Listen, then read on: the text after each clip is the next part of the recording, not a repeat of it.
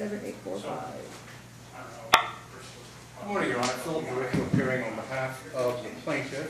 I have present with me also Ms. Alexandra Costa, who is a family member and a representative legally for Mr. Zarat. Okay. And we have here, Hi, my name is Alexander Bovtovich. I'm one of the defendants. okay. And my name is Irina Cameron. Irina. Okay, we got it. Okay, so these are the defendant's motions for contempt and witness tampering. I'm trying to understand why this is here, because this doesn't seem to me to be a question for this court. It seems to be a question, and I think that there might be parties for the subpoenaed parties. I don't know if there's counsel present for subpoenaed parties. Correct, Your Honor. Michael O for officers Lucas Gornichec, Jeffrey Bott, and Michael Queen for the Henderson Police Department, bar number 7470. Yes, okay. Good morning, Your Honor. Good morning, Your Honor. Ryan. Oh, go ahead, Jordan. Oh, thank you. Jordan Butler for non-party Lake Las Vegas South Shore Residential Community Association. Okay. And Ryan Reed appearing on behalf of non-party Michelle Wolven, Okay. who is the community manager for Manitoba Community Association. All right, great. So, I understand you're representing yourself. Mm-hmm. Yes. So I'm going to assume you filed this motion not realizing the proper procedure if parties don't respond to subpoenas. I don't know why they didn't file for motion for protective order. They have that right to do it. Your subpoenas were not proper. They're not court orders. A subpoena is usually issued by the clerk's office, so it's not a court order. So this motion for contempt for contempt means you violated a court order. They didn't violate a court order because there's no court order. A subpoena is not a court order. The way you do it is you do a motion to compel. They haven't responded to my subpoena. Go to the discovery commissioner. She says yes or no. If she says yes, they violated a subpoena. Then the court decides if they're held in contempt. But it's a process, and it goes through discovery. This is all discovery. It doesn't come right to the court. So this really shouldn't be here. The reason why I left it on is because you are pro se. So I can explain to you that you skipped a step. Also, I would caution you about allegations of things like witness tampering. That's a very severe and serious allegation. Should not be made lightly. The fact that non-parties, because none of these guys who are appearing remotely are parties. None of those entities are parties. They can't be served through electronic service. Okay, so I'm going to work my way around to all these parties and see what they want to do. But I just have to tell you, I just think this is procedurally defective to have come right here. Like I said, I think you skipped a step. So we'll start and we'll work our way through all these non-parties. So I'll start with the city of Henderson. Your Honor, we also filed a motion to quash the subpoenas. I mean, at this point, we weren't planning on responding to any of the subpoena ducasticum that were served or improperly served to the police officers. But in the meantime, this motion came about. We filed our opposition as well as a motion to quash the subpoenas just as extra precaution. But we would ask that the subpoenas be quashed and they have to serve whatever subpoenas they would like, or if they want to do a deposition. I'm not sure what the status of the case is. I'll leave that with the parties. I don't know where they're at, even if they're in discovery or not. So with that, I'd submit it to the court, Your Honor. Thank you. All right, and so the HOA? Mr. Butler? Yeah, Your Honor. Likewise, my client, Lake Las Vegas, South Shore, we filed a joinder of the City of Henderson's motion to quash and a motion with additional points and authorities, just asking that the court find the subpoena invalid and directing the defendants to properly serve the subpoena so that we can respond in kind. There is a request in there, Your Honor, because we were added, my client was added involuntarily to the service list, as was I. There's a request that the court consider sanctions and attorney's fees against defendants as a measure of harassment and being a vexatious litigant. Well, you don't technically show up in Odyssey as having been listed as parties, So if they're trying to serve you electronically, then, that's a problem, it's ineffective. But it doesn't look to me like, and I don't know if you're getting served with everything in the case, because all I see when I look at it is these parties that are before me today. I don't see any other parties having been added. So I don't know why you'd be getting other service. We have been getting service of all the filings, Your Honor, and it was my understanding that the defendants had added my clients and me to the service list involuntarily. Okay? Yeah, that doesn't show up when I look at it, but we can see what's going on. It's Okay. yeah, it's certainly possible we've been removed in the interim. Okay, all right, thanks. And Mr. Reed, on behalf of We didn't file anything officially because obviously the issuance of the document itself is void ab initio, and nothing is effectively properly before Your Honor. But I would file an oral joinder to the request to quash the subpoenas filed by the city of Henderson at a minimum, so that this issue, as you indicated, can proceed in ordinary course or in proper course, which it has not at this point. all right, great, thanks very much. Mr. Varricchio? Yes, good morning, Your Honor.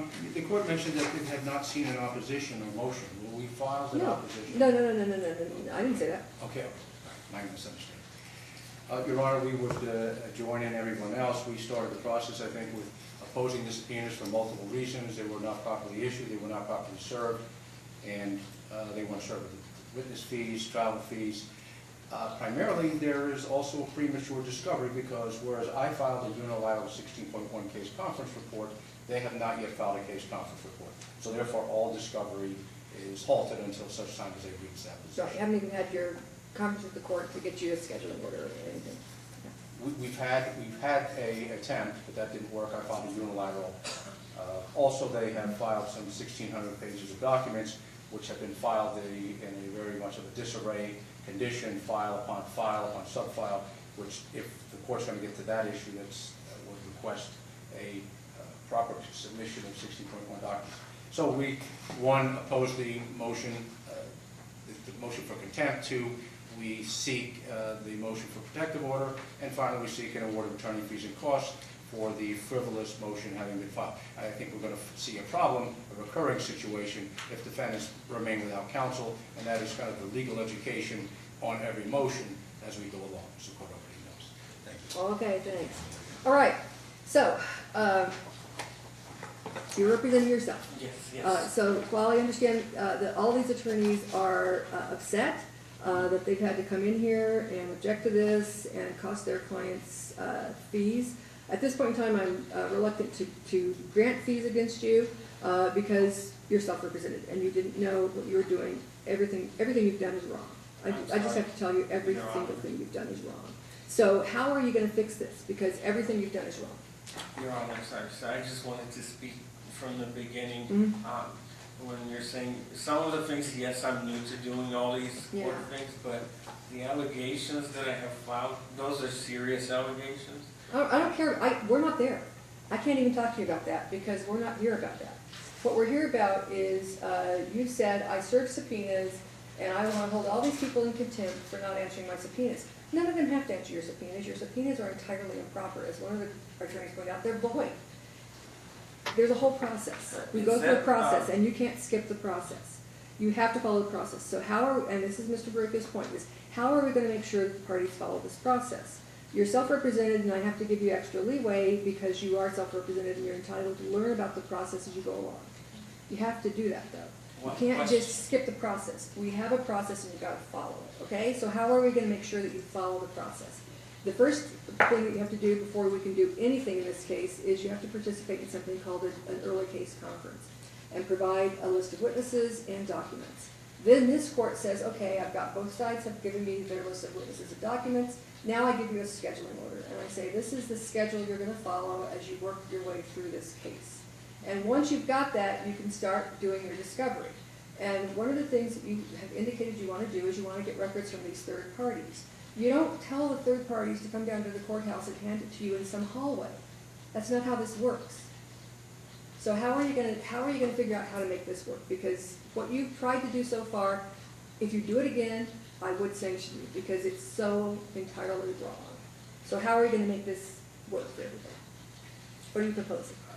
Just so I understand about the subpoenas, all of the lawyers, they said there's no clerk signatures on it. But that, I'm misunderstanding that because everything filed through the court system has a clerk signature.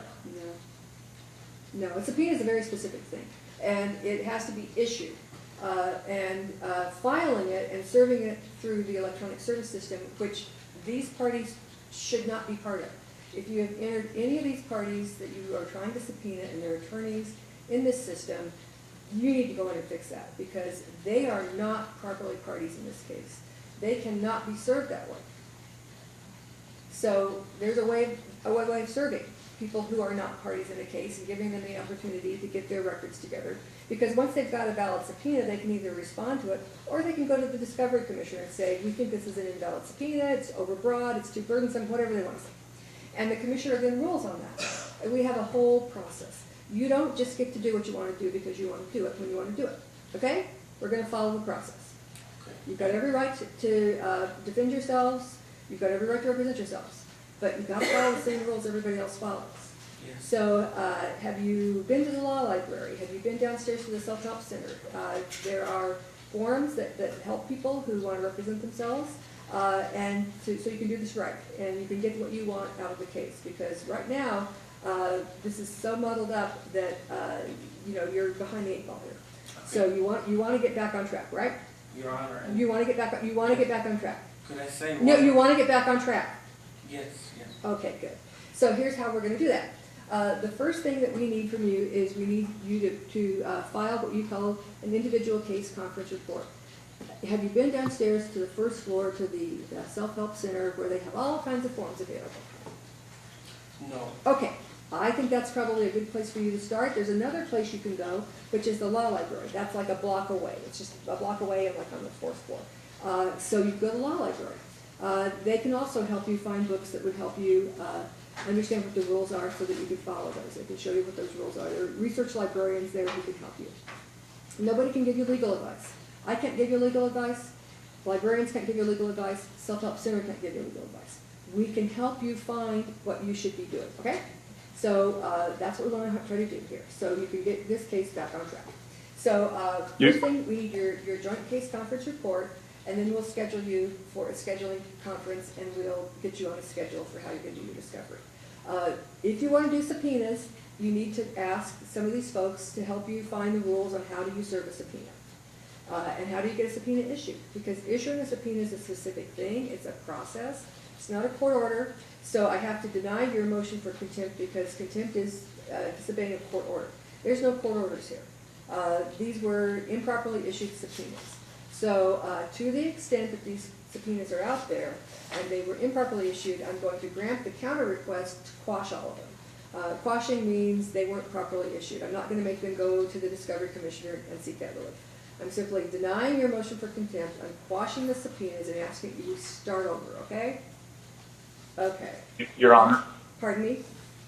Your Honor, if I may, could we also include within that order a directive to have him remove our clients from the e-service list within on an expedited basis because the annoyance is real? Okay, all right, great. So you can't add non-parties to the case. So if you're trying to use electronic service, I can't get into why that's not proper, but all I can tell you is that these are not parties to the case. You should not be attempting, because the minute you add them to the service list, everything that gets filed, they get. And they're not parties to this case. They don't want it. It's a waste of their time and their clients' money because they have to pay them to look at everything that comes through to make sure it doesn't apply to them. So you've got to get them off. So you have to go and fix that. Perhaps you could go to the third floor. The clerk's office is on the third floor. And that's where the e-filing, it happens is through the clerk's database, the Odyssey system that we use for electronic filing. If you can do that at home, that's great, but if you want to go down to the third floor today, the third floor is the clerk's office, and ask them, tell them that you've been ordered by the court to take people off your service list because they're not parties. And how do you do that? They can help you with that, because that's not legal advice. That's like a procedural process kind of thing. So you need to do that. Otherwise, again, if counsel come back in and say they're still serving us with stuff, then that's vexatious, and that's one of the requests they've asked, is that we find you to be vexatious, which is a legal term meaning you're bothering people who you shouldn't be bothering. Okay, we don't want to get there. You're self-represented. You have your way of knowing this. So at this point in time, that would be the order. I'm going to deny the motion for contempt and witness tampering. And again, I caution you about ever using those words. Witness tampering is a pretty serious and scary thing to allege that somebody has done.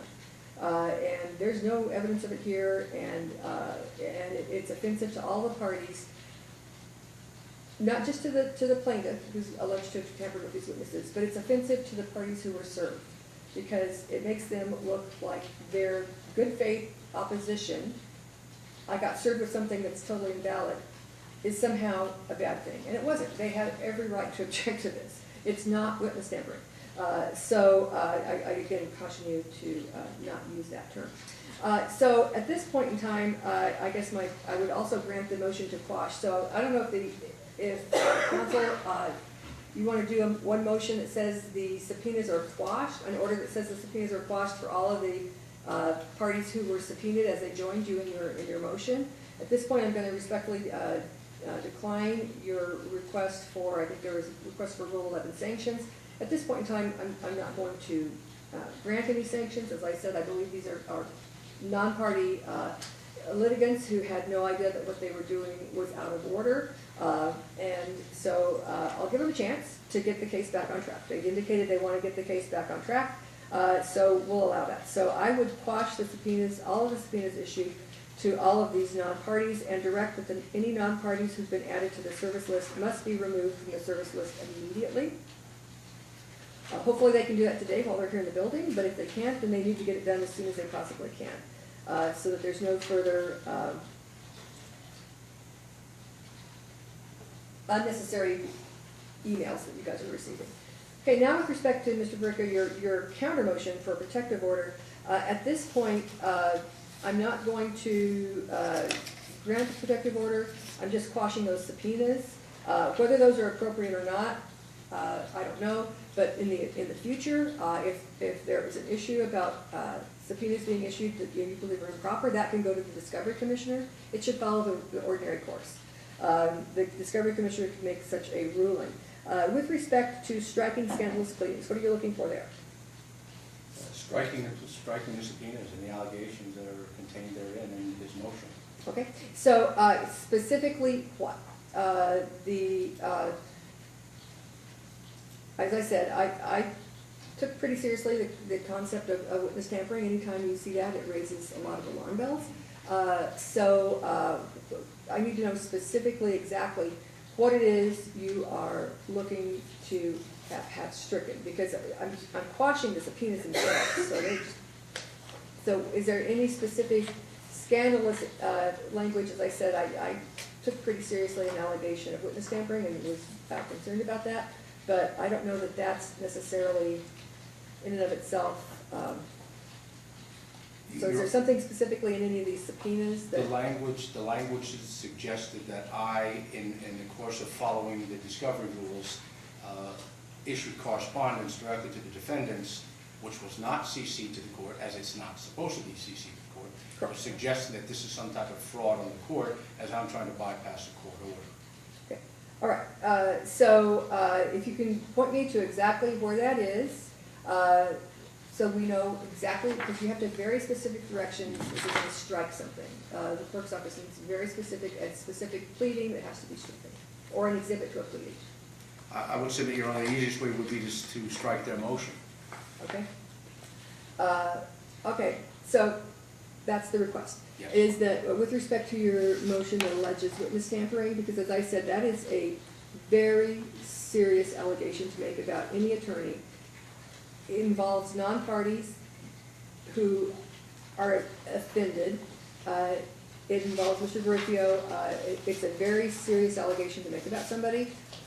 And so the request that they have made is that this motion be stricken in its entirety, because it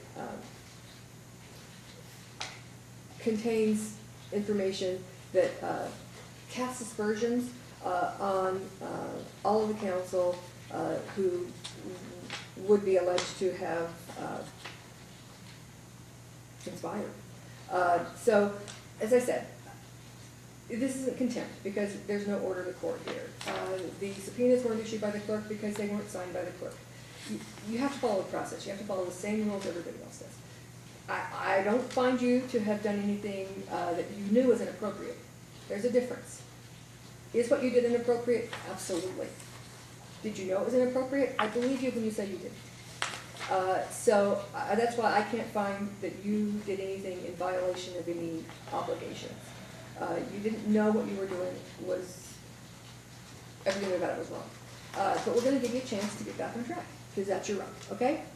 So I'm going to grant the request to strike the motion because it does contain this allegation of witness tampering, which is deeply concerning to all of the counsel involved here who were simply opposing invalidly issued subpoenas. So I'm going to strike the motion, and so I just need to know who's doing which orders.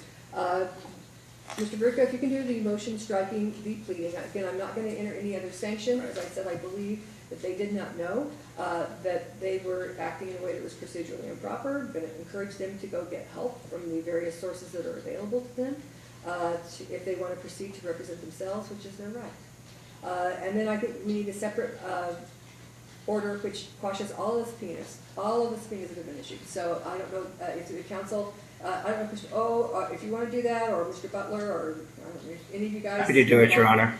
Okay, City of Henderson's volunteered to do the order that quashes the subpoenas. And we're going to start over. This is a reset button, okay? We're just starting over. First thing we need is your early case conference, your joint case conference report. That was the witnesses, and if you can take care of that, then we can get you on a schedule, okay?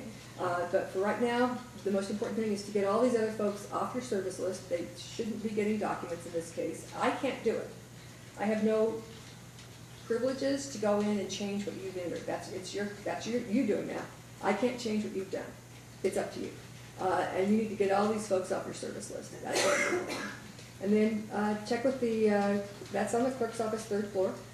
First floor is where the self-help center is. It's the little chart that the marshal has handed you, the information about that. There's also the law library. Again, I said it's outside this building, down the street, and it's on the 4th floor. So you can ask them at the self-help center how to find the law library. Those are the two sources that I can think of that are available to you. That's all I can do. I can't help you. I can't give you legal advice, neither can they. But we can point you in the right direction, okay? Okay, All right, thanks. I think we're going to get back on track here and get out, and you can consider how to get your subpoenas again if you believe they're appropriate, how you can get back on that process, okay? Thanks very much. Your Honor, would Mr. Reed and Mr. Butler like to see the order, the draft order? As a courtesy, I can send it over to them, or I will send it over to them. That'd be great, counsel. Yeah, just so you Okay, make sure thank you got all the subpoenas in there, and because we want all of them quashed. Got it. I sure appreciate that. And Mr. Varricchio. Am I doing a separate order on the striking the pleadings? You're doing your own order on this, on your counter motion, which your counter motion was to quash. Theirs was to strike. Theirs was to quash. So each of those should be done separately. So I'm denying the motion for contempt. You need to put that in there as well, and striking the granting the counter motion to strike. And I'm respectfully declining everybody's request for sanctions. As I said, I believe the defendants, they were simply trying to defend themselves in this case, not realizing they had to follow the rules of procedure, which they're going to go find out about. And then we'll get back on track, okay? All right, good enough. Thanks, everybody. We'll see you guys again. Take care. Thank you, Your Honor. Thank you. Moving on then to our 9:30 matters. I'm going to start with, do we have anybody here from Mr. Croto's office, Las Vegas Residential Realty versus Venturelli, 772830?